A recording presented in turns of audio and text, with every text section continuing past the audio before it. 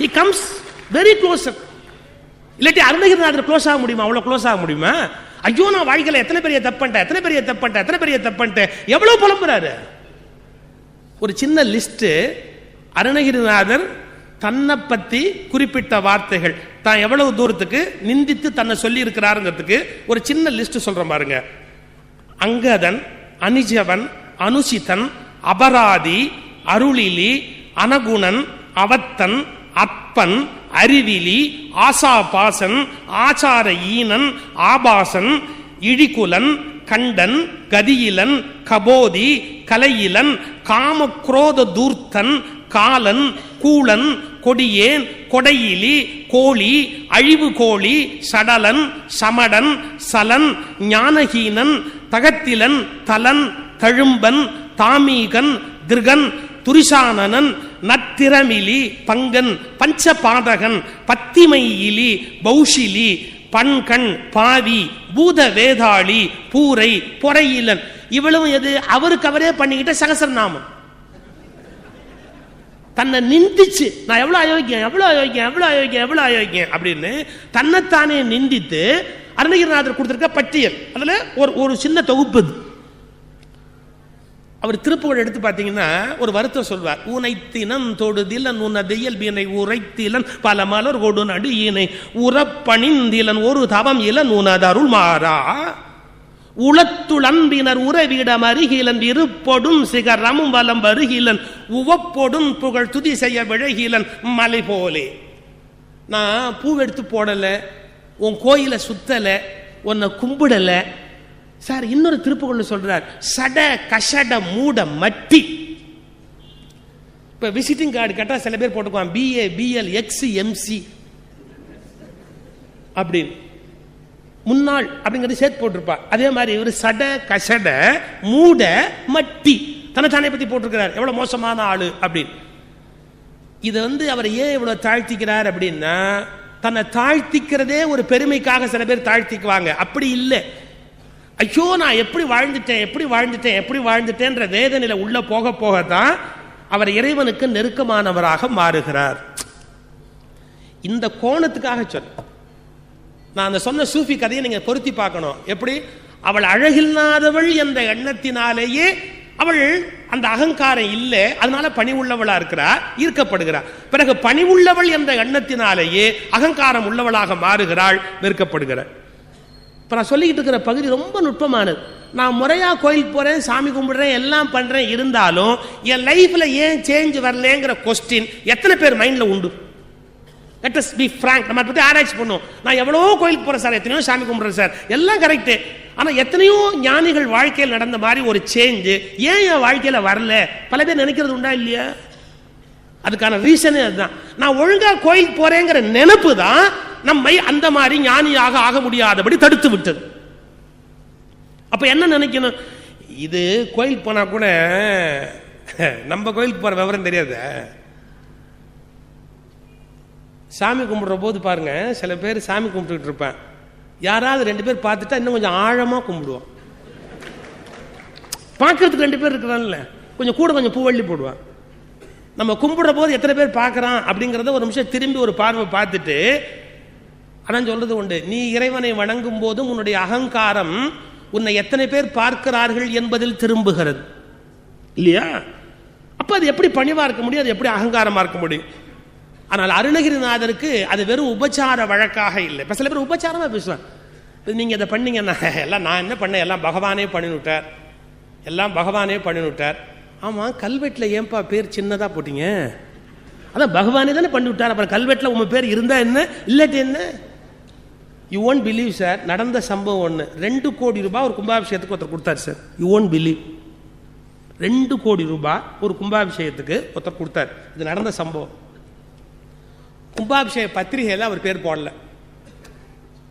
2 கோடி ரூபாய் கொடுத்தவருக்கு அவர் பேரை கும்பாபிஷேக கமிட்டியில விட்டுட்டாங்க சார், பத்திரிகையில் போடல. இந்த கும்பாபிஷேகத்துக்கு பணம் கொடுத்தாரு 2 கோடி ரூபாய். அவங்க அம்மா ஊர்லேருந்து வந்திருந்தா. வந்தவன் சொன்னா, நீ கும்பாபிஷேகத்துக்கு போகணும், வாடா போயிட்டு வரலாம், புறப்படுங்க அப்படின்னு. அவன் சொன்னார் பாருங்க ஒரு வார்த்தை, மனுஷன் போவானா? 2 கோடி ரூபாய் கொடுத்தேன், 2 கோடி கொடுத்தேன், இன்விடேஷன்லயே பேர் போடல. ஒரு மூலையில் கூட என் பேரை போடல இன்விடேஷனில். அப்புறம் அந்த கும்பாபிஷேகத்துக்கு போனேன் அப்படி. அவங்க அம்மா ஒரு பதில் சொன்னா சார், அருமையான பதில் சொன்னா அவங்க அம்மா. அட மடையா, 2 கோடி கொடுக்க ஒன்னால முடிஞ்சது, ஒரு பேரை கொடுக்கறதுக்கு முடியலையாடான்னு. 2 கோடி கொடுக்க ஒன்னால முடிஞ்சது, ஆனா ஒரு பேரை கொடுக்கறதுக்கு ஒன்னால முடியலையே. அவன் பேர் போடாட்டி என்னன்னு அந்த பேரை விட்டு கொடுக்கறதுக்கு ஒன்னால முடியல. ஆனா 2 கோடி ரூபாய் கொடுத்தேன். நல்ல கவனிங்க, இவர் கடவுளுக்கு 2 கோடி கொடுத்தாரா? ஆனா கொடுத்தேன் என்ற எண்ணத்தை வைத்திருக்கிற வரை கொடுத்தேன் என்ற எண்ணத்தை தான் வைத்திருக்கிறாரே ஒழிய அவர் கொடுத்ததாக அது கணக்கில் வராது. ஏன் அவர் என்ன கொடுக்கல? ஏன் நான் கொடுத்தேன் நான் கொடுத்தேன் நான் கொடுத்தேன் நினைச்சுக்கிட்டு இருந்தாருன்னா அவர் கொடுத்ததா எப்படி ஆகும்? இப்ப சில பேர் வேஷ்டி தானமா கொடுப்பாங்க, நம்பி கட்ட முடியாது.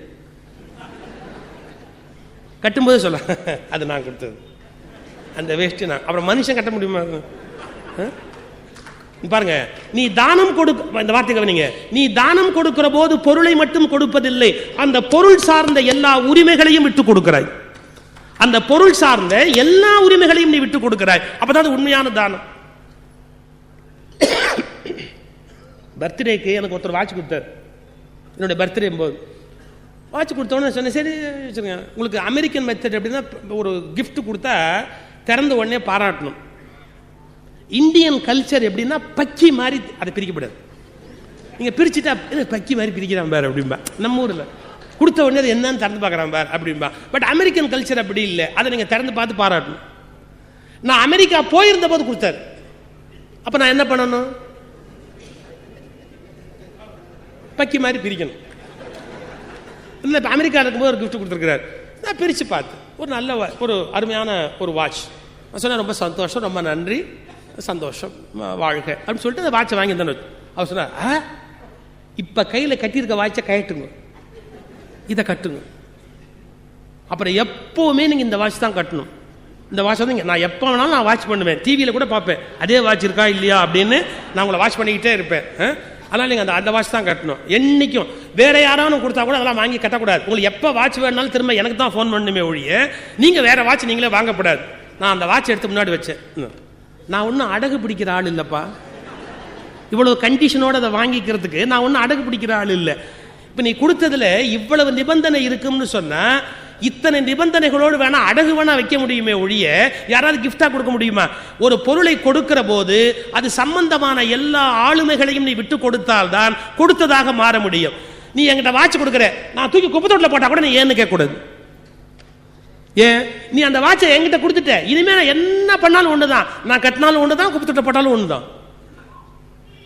நான் கட்டினாலும் ஒண்ணுதான், குப்பத்தொட்டில் போட்டாலும் ஒண்ணுதான், ரெண்டுக்கு ஒண்ணு பெரிய வித்தியாசம் கிடையாது.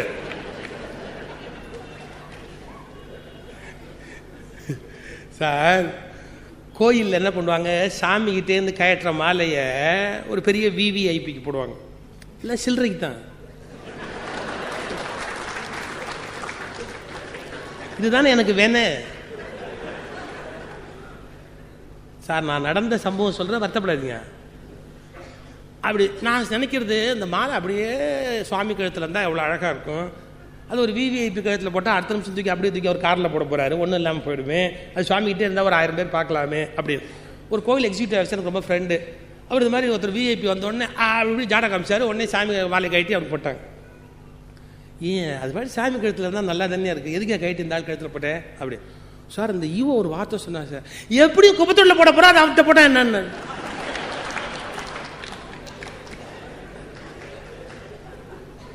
நான் சில கோட்டைகளை உடைக்கிறேன், நான் சில கோட்டைகளை உடைத்துக் கொண்டிருக்கிறேன்.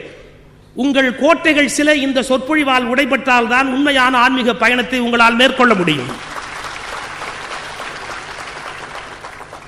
நானும் பொழுதுபோக்கு பேச்சாளனாக இருந்த காலம் முடிவடைந்து விட்டது. என் வாழ்விலும் சில நோக்கங்கள் இருக்கின்றன. ஒரு கோயிலில் 10 பேருக்கு மத்தியில் கூடுதலாக ஒரு மரியாதை கிடைத்தால் அதை பெரிதாக ஒருபோதும் நினைக்காதீர்கள். அதைவிட மோசமான அவமரியாதை உலகத்தில் வேறு இருக்க முடியாது. அதைவிட மிக மோசமான அவமரியாதை உலகத்தில் வேறு இருக்க முடியாது. நான் திருச்செந்தூர் போகிற போதெல்லாம் கண்ணீர் விட்டு இருக்கிறேன். வாசலிலே வரிசையிலே ஆயிரக்கணக்கான மக்கள் நிற்கிற போது எல்லோரும் வெளியில் வருகிற வழியாக விஐபி உள்ளே அழைத்து வரப்படுகிறார். அத்தனை பக்தர்கள் வெயிலில் காத்திருக்கிற போது பணமோ பதவியோ உன்னை முன்னாலே இட்டு போகிறது என்றால் நீ கடவுளை வஞ்சிக்கிறாய் என்பது உண்மை.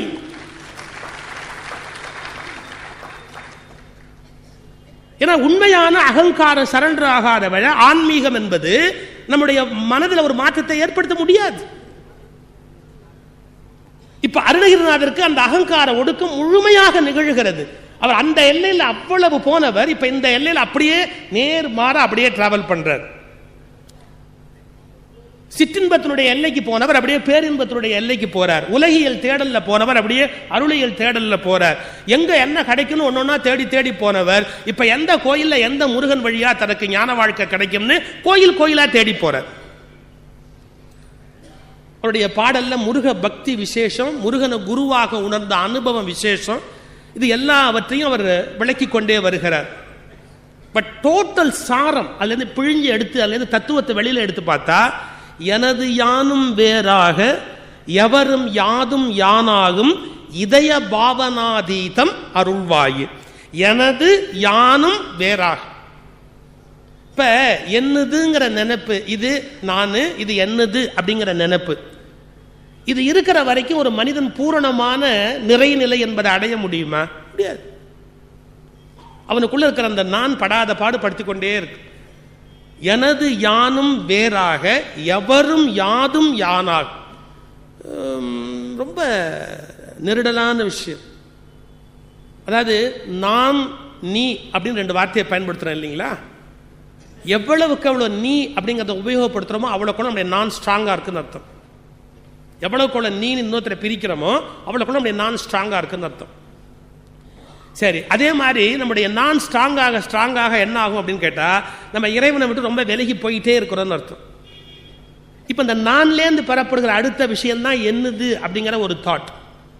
முதுமை வர வரவாது கொஞ்சமாவது நமக்கு அது குறையணும். ஆனா பெரிய கொடுமை என்னன்னா, முதுமை வர வர அது ஜாஸ்தி ஆயிடும். முன்ன இருந்ததை விட இப்ப இன்னும் கொஞ்சம் பருமன் ஆகும். இந்த நான் அப்படிங்கிற எண்ணமும் என்னது அப்படிங்கிற எண்ணமும் இன்னும் ஜாஸ்தியாகும். முதியோர் இல்லங்களுக்கு போனா அவங்க அங்க நடத்துறவங்க சொல்றாங்க, ஒரு குப்பை பேப்பரை கூட இவர் போட மாட்டேங்கிறார் சார், எல்லாத்தையும் மூட்டை கட்டி வச்சுக்கிறாரு சார், இருக்கட்டும்ங்கிறாரு. இவரே இருக்க வேணாம்னு வீட்டுல கட்டி வெளியே போட்டாங்க. நாங்க அள்ளி கொண்டாந்து வச்சிருக்கோம், முதியோர் இல்லத்தில் கொண்டாந்து வச்சிருக்கோம். இவர் இத்தனோண்டு பேப்பரை கூட விட மாட்டேன், எதுக்கு இருக்கட்டும்.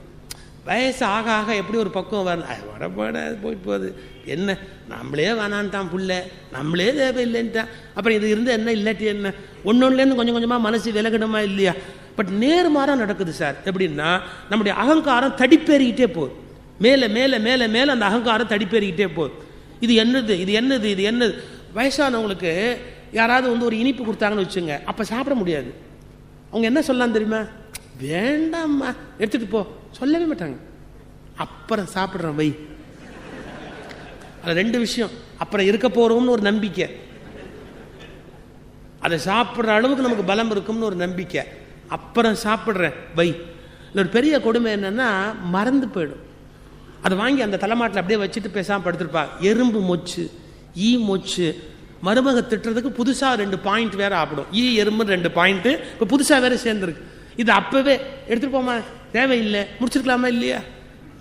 அப்ப ஒவ்வொரு பொருள் மேலையும் அந்த பற்று மேல மேல மேல ஆழமாயிட்டே போகுது. எனது யானும் வேறாக எவரும் யாதும் யானார், எல்லாம் ஒண்ணுதான்.